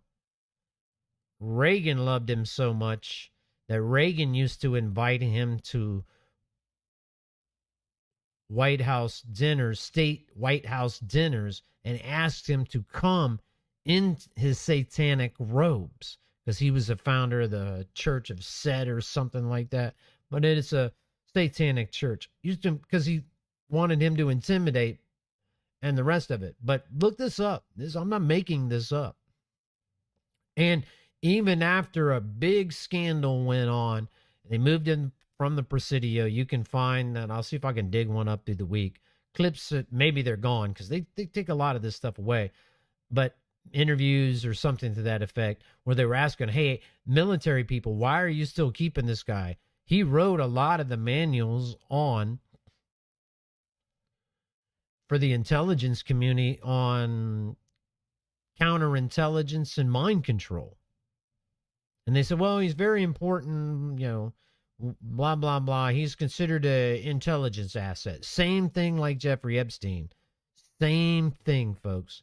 So they go into this. This goes into presidents, the military, all kinds of stuff. I can tell you, even, here you go. If you think, I know everybody, thinks the military is this or that. Some of us that have been in it and seen, it's a lot of ugly people. I'm not saying there aren't good people, but as a whole, it seems to be very not so good.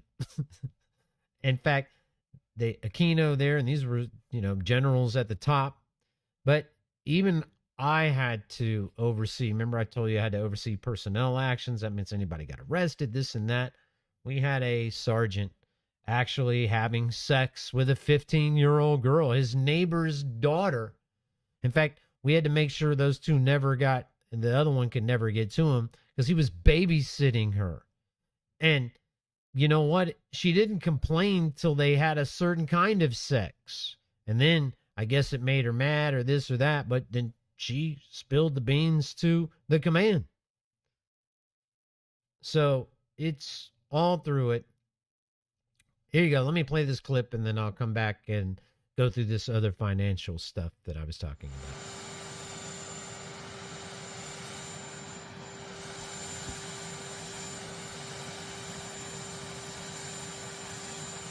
Sorry, wrong clip. Here you go.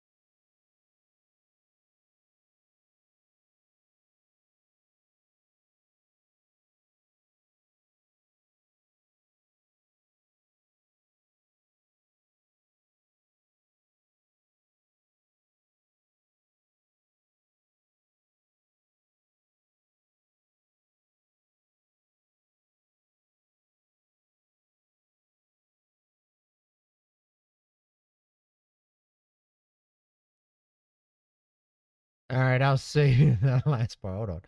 Oh, whoops. Let me get. Okay. So, I mean, here you go. Let me give you a little bit of backstory on that too. So, supposedly she met Trump in 2001. according to articles and interviews, that he saw her on TV and then invited her, and she went and gave private Bible studies to him in Atlantic City. Because if you're thinking about Bible studies, a penthouse in Atlantic City at a casino is definitely, first place. I guess if you're, the master did go to where the sinners were, but something tells me in this one that we're not talking about Bible studies. If we are talking about Bible studies, I'm sure it was 1 Peter in 2 Acts, okay? That's a play on a couple different things, because if any of you, that I've kind of figured out he was pandering to the evangelical community when he called it 2 Timothy.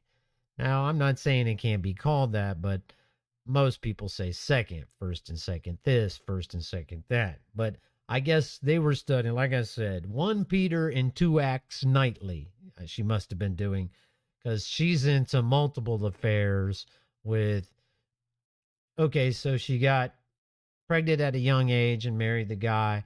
She became a pastor, left him for the pastor she got involved with, another pastor. He left his wife, then this and another affair, and then eventually she marries the keyboardist from Journey. Keyboardist, I think sometime rhythm guitarist from Journey. And he's a pastor. It turns out he met her while he was married. So come on, this is birds of a feather flock together. They just do. Okay, so let me go back to some financial news. And first, let me cover this. And this is another evidence to me that Trump is the op. And I've heard other people say this on larger podcasts, more well-known people. But I'd already figured out. And the people that are saying this too on some of these podcasts have been supporters and helped make Trump. And they're starting to see, but they really can't bring themselves. And I get it. I understand. Because then and I'm kind of guessing a few of these are good, decent people. They just got fooled as well, and they just can't bring themselves to admit it. But the fact that he is here, many people said, and it was true, don't get me wrong, and this is one of the parts I might, upset some people in saying this, but Obama presided over a declining nation, and he did. But now they've brought the next one in, or one after that, to no longer have it in decline, but to bring it into collapse. Because sometimes you have to make this better world that they say is better, you have to collapse the current one. Now, let me just give you that example, then I'll go over tariffs later. I've been hearing rumbles about it, if you watch any kind of alt media and other places from financial people, that this is about to go down, and I could see it happening very easily. It's just history repeating itself. I forget who did it, they said before, but it's been done by another president. Okay, so in this next year, we have something like $6 to $8 trillion of bonds that were issued that are coming due. They have to be paid, that are maturing. And I think in the next year or so, it's like 20-something trillion dollars of bonds that are maturing. Obviously, we don't have the money to pay that, along with the interest on the current debt. So what it looks like they may do, and believe me, the Trumpeteers will cheer, and he's going to present this just like everything else. It's the greatest, it's the best, oh, it's the biggest, oh, it's the best thing anybody's ever done. I'm George Washington incarnate, right? Please. But let me give you folks some that, like when I was telling you, don't let this man or any man that you hate him. He will pay. There is no escaping. He may have the money and this and that here, but he is paying here, believe me. Anybody, if he's that evil and that corrupt, is dead on the inside. And then they will, when they go to meet their maker, there'll be no excuses, none. They will pay. They're paying now. It just may not look like it, but they are, and they will pay then as well. There is no escaping destiny. It's inescapable. So don't take Don't even take joy in that. In fact, that's a lost soul that got lost to evil. We should, in truth, have some and feel not sorry, but compassion for the sense of this soul is going to end up in one of the ugliest places in Hades itself. So anyway, here's what it looks like is going to go. They have somewhere like eight to $12 billion, somewhere in that neighborhood of gold on the books. Okay. So it turns out, I forget which president, Truman, maybe FDR, maybe somebody before that, at one point made the Fed Reserve give the Treasury, all of its gold, and they gave them a note for it. Now, this note can never be the Fed Reserve, which is not a federal entity, folks. If you want to know who some of those are, they're some of the people that own the Fed Reserve and any of the other central banks. But they can't get the gold back, and they can't take the money for it. It was just arranged. They signed an executive order. Congress may have passed a law, but it's a way. At the same time, we had debts and other things. Same thing was going on in just a smaller dollar amounts and everything that was going on now. We were in debt up past our ears, past our heads, drowning in it. So what the president did, he made them give the gold. Then he revalued the gold. It was whatever it was. Let's say it was, $5 an ounce. He said now it's worth $20. I think he's the one that listed it as 40-something dollars an ounce, because that's still what the price internally, even like I said, I think it's 8 billion ounces or something like that, or it's worth $8 billion, which is worth a few hundred billion, some matters of maybe $800 billion. Getting a couple numbers, but I'm in the area, in the ballpark right there. That 8 billion ounces is worth or 9 billion, somewhere around there, whatever it is. It's worth something like $800-900 billion, because it's being valued at what was put on the books long time ago at 40-something dollars, which is not the market value at all. Market value is up somewhere around in excess of $3,000 an ounce right now, I think. So what this president did back then was he revalued it from whatever it was to that 40, and it instantly created a bunch of money. They printed it out, gave the certificates back but it was a way to instantly conjure money out of thin air. So with all this stuff coming, all this debt that we have on us, because our debt to GDP ratio is at 120, they want to try to get it back down to 70 so they can sell bonds. In fact, I just saw today that they tried to sell, I forget how many it was. I mean, a drop in the bucket, $50 billion, 40-something billion dollars worth of bonds, and they could barely sell half of them. Didn't go so well. That's what we do, folks. For decades upon decades, what we export is debt. Our government prints up money, or actually, the central bank prints up money for our treasury issuing the bonds to them, and then they go sell it to the world to get their money back. But it's a way we've been getting free money for decades upon decades upon decades. That's why we run up all these massive debts. They just print the money up. Hey, print the money up. And they're happy to do it because, in truth, it literally gets conjured out of thin air. We're not borrowing, when we borrow $6 trillion to make the budget, or $4 trillion or $2 trillion, the central bank doesn't have it. They don't have that money in reserve. They just print it up out of thin air. Now it's just on a keyboard, and it's in the digital space, right? So looks like what may happen. So the current president may take that and trade it back, so to speak, give the gold back on paper. Remember, this is all just accounting books. It's like Enron accounting, right? Or Bernie Madoff accounting. The Enron Bernie Madoff United States Treasury accounting book.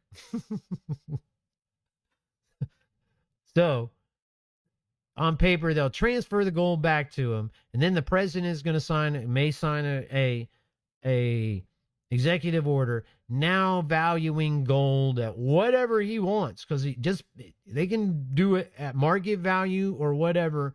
And I think the ratio from now is every $4,000 or something like that is about $4 trillion in money they can print. So he can value it at $50,000, 20, 30, whatever he values, but they're going to value it so it allows them to print trillions up out of the clear blue sky. Then they'll give it back to him, revalue it. They'll issue the Treasury will take the gold back on paper and issue them a new piece of paper saying, hey, the Treasury has this amount of your gold. So, and not only that gold, but the actual gold in Fort Knox and everything. So that it's not that it's based on gold anymore. They're just going to do it to print that money up. Like I said, it's complete accounting tricks and the whole 9 yards. But when he does it, if he does it and when, and I think it's coming, a lot of people do, it's going to be touted as the biggest, the greatest, the same thing everything else is that he does, okay? But don't be surprised when that comes, because it looks like it's coming. And the Trumpeteers will think it's the best thing, but it's a scam. Here's what it really does at the same time. When he does that, the dollars that everybody holds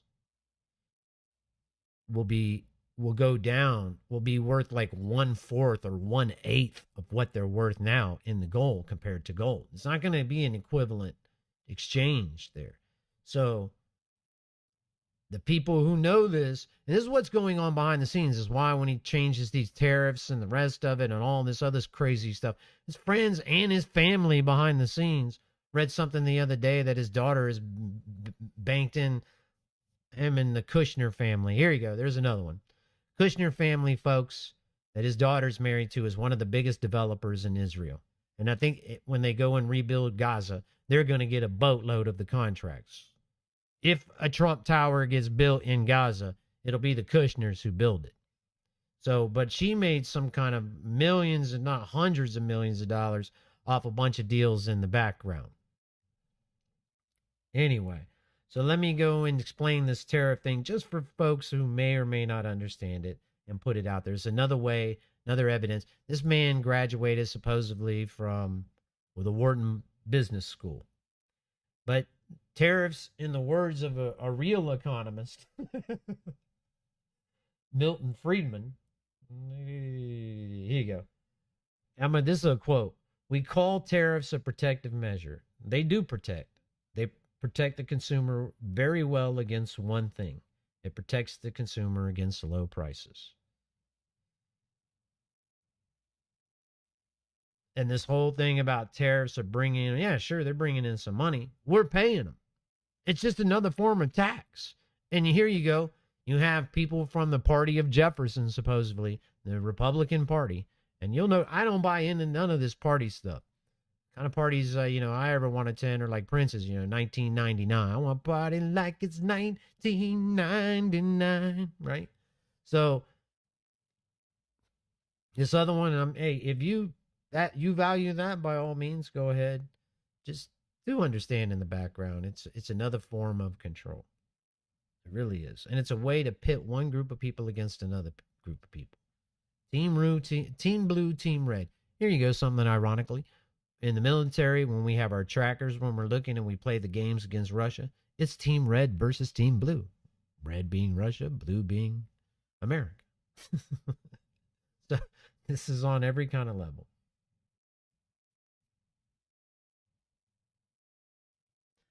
But somebody from Wharton Business School should understand that. And he does.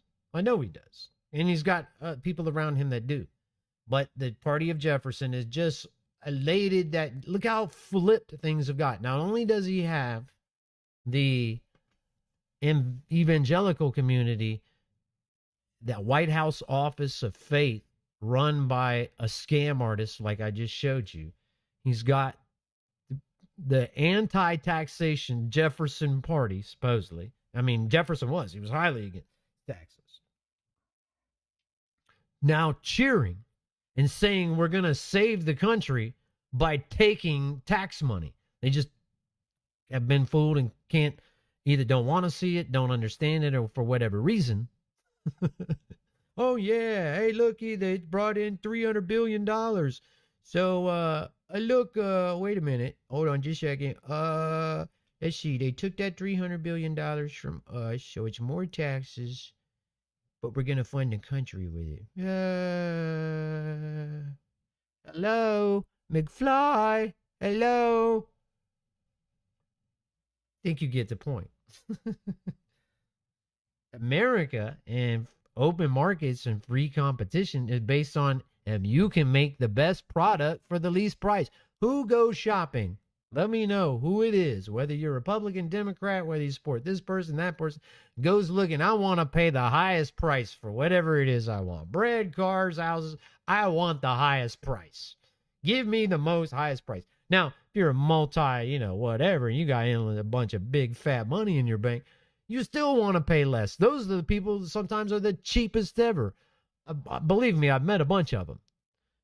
Some of those people don't even tip. They are penny pinchers worse than the poorest person I've ever met. But nobody wants to pay, and nor should we. Everybody wants to pay lower price. It's all the other guy, right?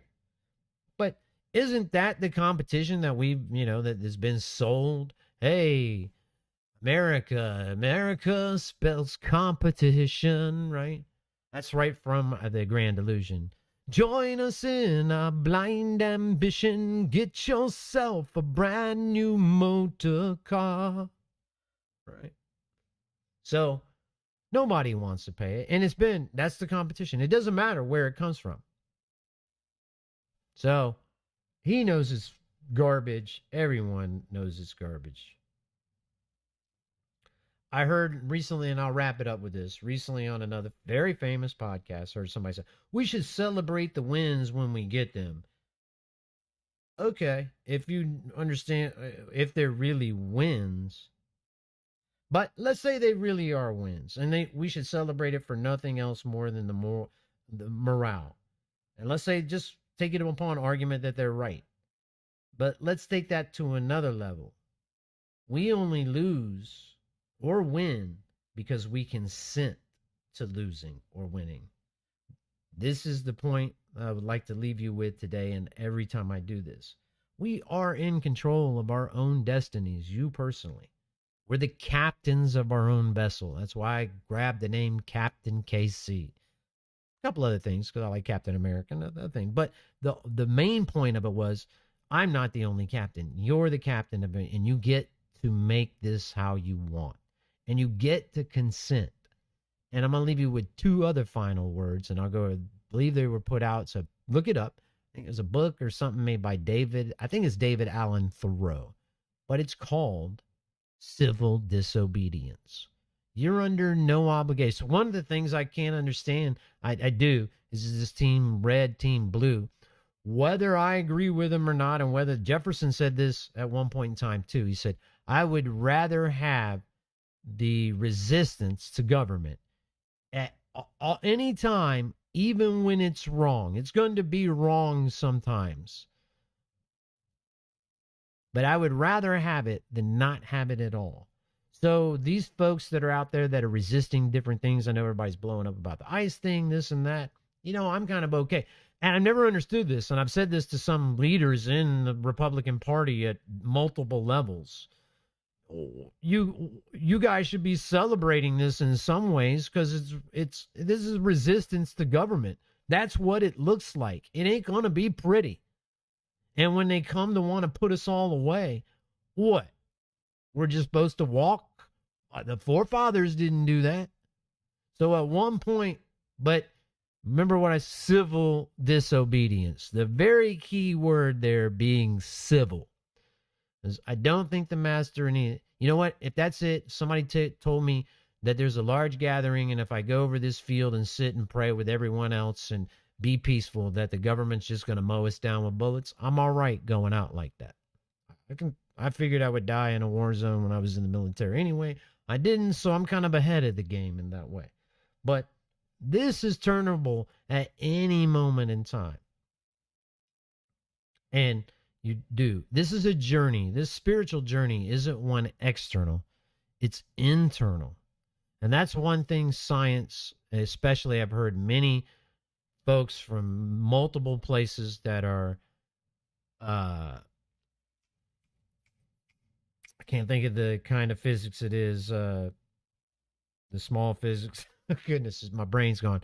But it's one of the things that this type of physics, the study of electrons and everything smaller, my brain just boop, went out. But anyway, that it shows that there is nothing in this world external to us.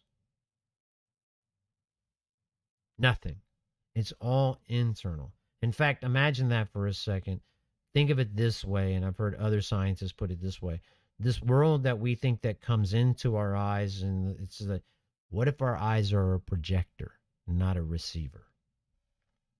There's a thought for you. That it all comes from inside, not from without.